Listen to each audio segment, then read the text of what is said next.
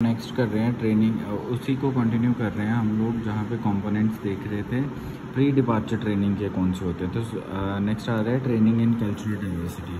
Training in cultural diversity, देखो diversity training होती है अलग अलग जगह पे ट्रेनिंग, क्यों है ना। तो क्या रीज़न है डाइवर्सिटी ट्रेनिंग के लिए? सबसे पहले है कि जो डाइवर्सिटी पॉलिसीज़ होती हैं वो फ्रीक्वेंटली जेंडर के बेस के ऊपर होती हैं। स्ट्रेस कैसा है, स्ट्रेस का स्टेटस क्या है उसके ऊपर, डिसेबिलिटी के ऊपर, सेक्सुअल हरासमेंट है उसके ऊपर, है ना। तो ये सारा कुछ जो है डाइवर्सिटी ट्रेनिंग इसलिए करवाई जाती है। तो पहला रीज़न है उसका कि स्ट्रेस लेवल को मेजर करके उसके ऊपर एक्ट करना, सेक्सुअल हरासमेंट को देखना, और उसके अलावा है ना कोई भी डिसेबिलिटी है तो उसके रिगार्डिंग अगर कोई किसी को दिक्कत आ रही है उसको देखना। तो ये सब कुछ पॉइंट कवर आएंगे। देन सेकंड पॉइंट आता है कि डाइवर्सिटी ट्रेनिंग प्रोवाइड की जाती है एम्प्लॉयज़ को ताकि वो हैंडल कर सकें जो अलग अलग तरह की आपकी वैल्यूज़ हैं मार्केट के अंदर, कस्टमर के अंदर अलग अलग तरह के कस्टमर हैं हमारी ऑर्गेनाइजेशन के अंदर। तो उनको हैंडल करने के लिए हम डाइवर्सिटी ट्रेनिंग जो है वो प्रोवाइड करते हैं ताकि एक बंदा जिसको हम लगा रहे हैं उसको अलग अलग कल्चर, अलग अलग पीपल के बारे में नॉलेज हो सके। देन थर्ड रीज़न आता है कि जो डाइवर्सिटी ट्रेनिंग है वो एक अपॉर्चुनिटी भी प्रोवाइड करती है ताकि अलग अलग तरह के लोगों को इकट्ठे किया जा सके, उनकी वैल्यूज़ को जो है वो कम किया जा सके। जो वैल्यूज़ मतलब उनका जो बिहेवियर है वो ऑलमोस्ट सेम तरह का हो सके। देन आता है प्रीलिमिनरी विज़िट। प्रीलिमिनरी विज़िट में आता है कि हम एक कैजुअल सा ट्रिप प्लान कर देते हैं, है ना, एम्प्लॉय का, है ना। उसमें मतलब देखो हम प्री डिपार्चर ट्रेनिंग की बात कर रहे हैं तो वहाँ पे प्रीलिमिनरी विज़िट में आएगा कि कैजुअल ट्रिप दे दो उसको ताकि वो अपना एक ट्रिप प्लान कर ले जिस जगह पे उसने ट्रेनिंग करने जाना है। उससे पहले ही वो एक वहाँ पे माहौल देखा है, अपनी फैमिली को ले जाए साथ में ताकि उनको वहाँ पे लिविंग एनवायरनमेंट का पता हो, उनको पता लगे कि वो जगह उनको सूट भी कर रही है या नहीं कर रही। तो इस चीज़ के लिए ये जो है प्रीलिमिनरी मतलब पहले ही एक विज़िट करवा दी जाती है एम्प्लॉयज़ की। जैसे मुझे अगर मैं आईटी कंपनी में जॉब करता हूँ तो मेरी कंपनी ने मेरे को फ़ॉरेन भेजना है तो वो पहले ही मुझे एक टूरिस्ट वीज़ा लगा देगी कि भाई एक बार घूमाओ देखाओ कि कैसा है। देन मेरे पास जो नेक्स्ट है that is the role of English, है ना। तो एक मिनट। देन मेरे पास आता है role of language training. Language training के अंदर क्या है कि ये कहीं ना कहीं ऑब्वियस है ना, डिज़ायरेबल है कि जो प्री डिपार्चर हम कर रहे हैं उसको लैंग्वेज आनी चाहिए वहाँ की जहाँ पे भी हम उसको भेज रहे हैं। तो कुछ ना कुछ जो है लैंग्वेज ट्रेनिंग देनी चाहिए। स्पेशली अगर मैं इंग्लिश की बात करूँ तो फर्स्ट है the role of English as the language of world business. तो वर्ल्ड बिजनेस में आजकल इंग्लिश एक कॉमन लैंग्वेज हो ना, जो कि आनी ही चाहिए।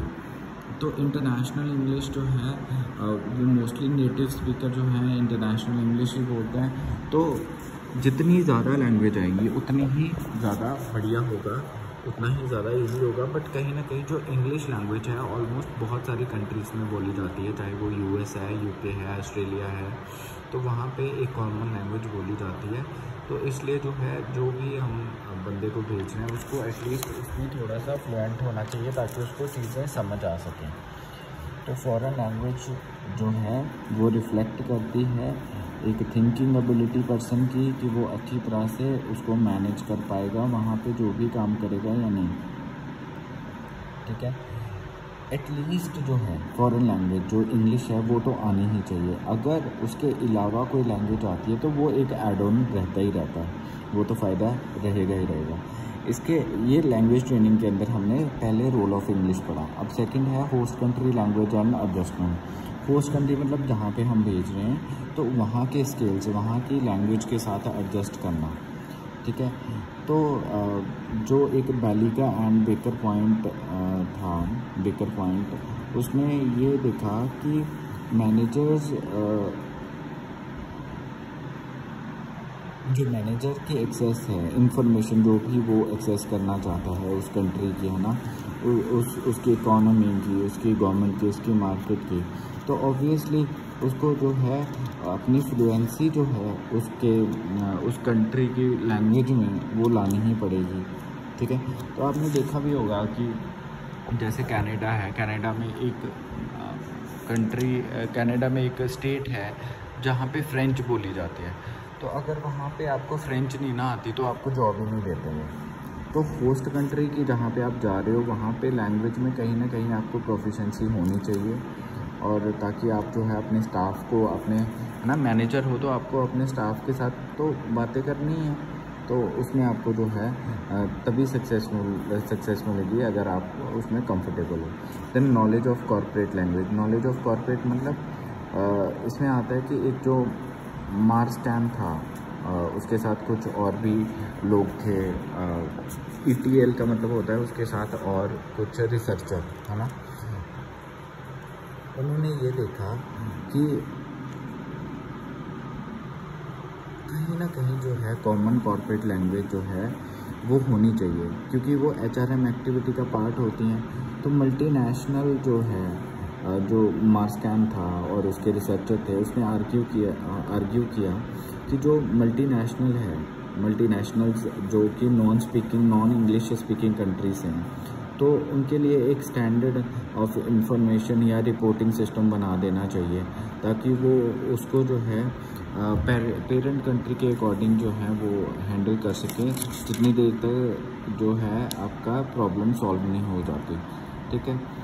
फिर जो मल्टीनेशनल है वो धीरे धीरे जो है अपनी लैंग्वेज को अकॉर्डिंग टू जहाँ पे भी वो गए हैं उसमें कॉर्पोरेट लैंग्वेज को जो है वो उसमें कंफर्टेबल हो सकें, और अपनी जो जितनी भी रिपोर्टिंग तैयार करनी है, जितनी भी है ना काम करना है, कंट्रोल मैकेनिज्म बनाना है, तो वो फिर उसी पर्टिकुलर लैंग्वेज में बना पाएगा। तो वो धीरे धीरे वो चीज़ आएगी।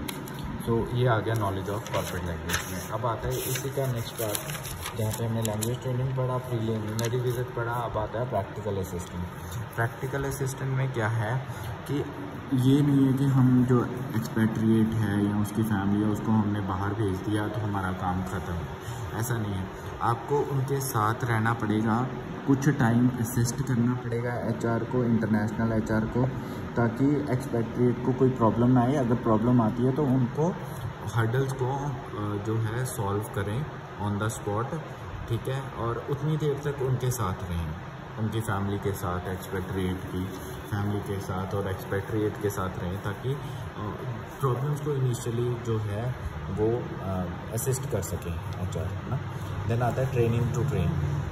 ट्रेनिंग टू ट्रेन में क्या आएगा, जब एक्सपेट्रिएट जो है उसको पोस्ट किया जाता है, जो भी सब्सिडरी जो है फॉरेन लोकेशन के अंदर खुली है ना, ताकि एक बार तो उनको भेजा जा सके, ठीक है। और फिर वो क्या करेंगे, धीरे धीरे जितनी देर तक उनको होस्ट कंट्री में कोई बंदा नहीं मिल जाएगा उतनी देर तक एक्सपेट्रिएट से जो है वो काम लिया जाएगा, ठीक है। और उनको जो है ट्रेन किया जाएगा, और जैसे ही उनको लोकल बंदा मिल जाएगा फिर उनको जो है वापस भेज दिया जाएगा, जो भी एक्सपेट्रिएट हमने भेजे हैं कंपनी के अंदर, ठीक है।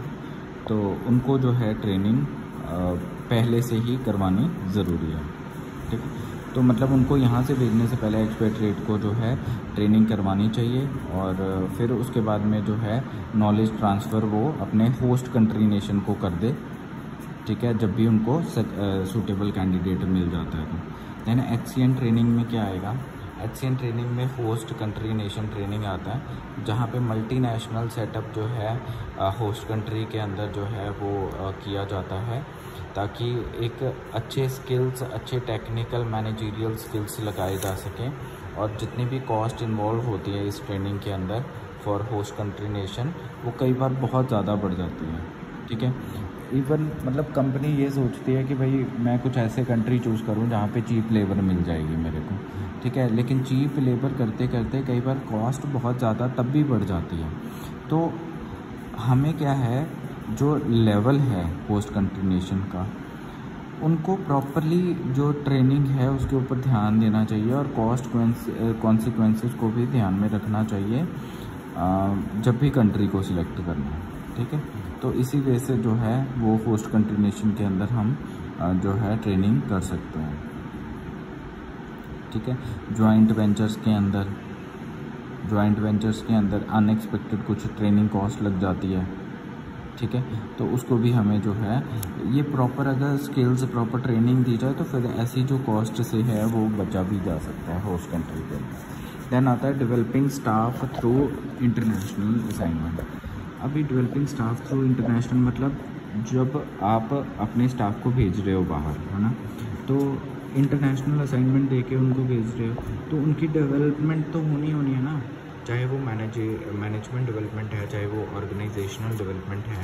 तो हर एक तरह की डेवलपमेंट जो है देखी जा सकती है अगर आप इंटरनेशनल असाइनमेंट पे बंदे को भेज रहे हो बाहर। उसमें अगर पहले बात करूँ मैनेजमेंट डेवलपमेंट की, तो इंडिविजुअल जो है वो इंटरनेशनल एक्सपीरियंस गेन करेगा। उससे क्या होगा कि उसका कैरियर जो है ज़्यादा बढ़िया बनेगा। मल्टीनेशनल चीज़ों को वो सीखेगा कि कैसे उसने एक्सपीरियंस के साथ उनको सॉल्व किया जितनी भी हर्डल्स हैं। ऑर्गेनाइजेशन डेवलपमेंट में एक्सपेट्रिएट जो है वो हेल्प करेगा कि वो अपनी नॉलेज को ट्रांसफ़र करे, जो पेरेंट कंट्री में थी उसको सब्सिडरीज़ में जाके अपनी नॉलेज को ट्रांसमिट करे और वहाँ के लोगों को भी ट्रेन करे ताकि जो उनकी सब्सिडरी ब्रांचेस हैं वो भी अच्छी चल सकें। देन इंडिविजुअल डेवलपमेंट में आएगा, वो इंडिविजुअल जो है एक्सेप्ट करेंगे इंटरनेशनल असाइनमेंट्स ताकि वो जो है फाइनेंशियल गेन ले सके और कैरियर जो है अच्छा अपना एडवांस कर सकें ताकि वो अपनी एबिलिटीज़, अपना एक्सपोजर, अपनी रेंज ऑफ जॉब्स को बढ़ा सकें। तो इस वजह से इंडिविजुअल डेवलपमेंट जो है वो की जा सकती है। Then developing international staff and multinational teams. तो इंटरनेशनल स्टाफ को डेवलप करना, है ना, चाहे वो पेरेंट कंट्री है, चाहे होस्ट है या थर्ड कंट्री नेशन है, तो उनको ऑल ओवर द वर्ल्ड जो है उनको अच्छा उनको ट्रेनिंग देना, टीम बनानी मल्टीनेशनल लेवल के ऊपर, है ना, मैनेजर्स को। तो ये बहुत ज़रूरी हो जाता है कि अपने एम्प्लॉयज़ को जो है इंटरनेशनल जॉब रोटेशन देनी, कभी उनको इधर भेजना, कभी उनको कभी खुद जाना वहाँ पे, ताकि जो है नॉलेज एक्सचेंज जो है प्रॉपर हो सके और कंपनी की डेवलपमेंट हो सके। सो अब हम लास्ट टॉपिक इसका पढ़ेंगे, that is international compensation objective. ये भी इम्पॉर्टेंट है। इसके बाद हमारा ये यूनिट 3 ख़त्म हो जाएगा। Thank you.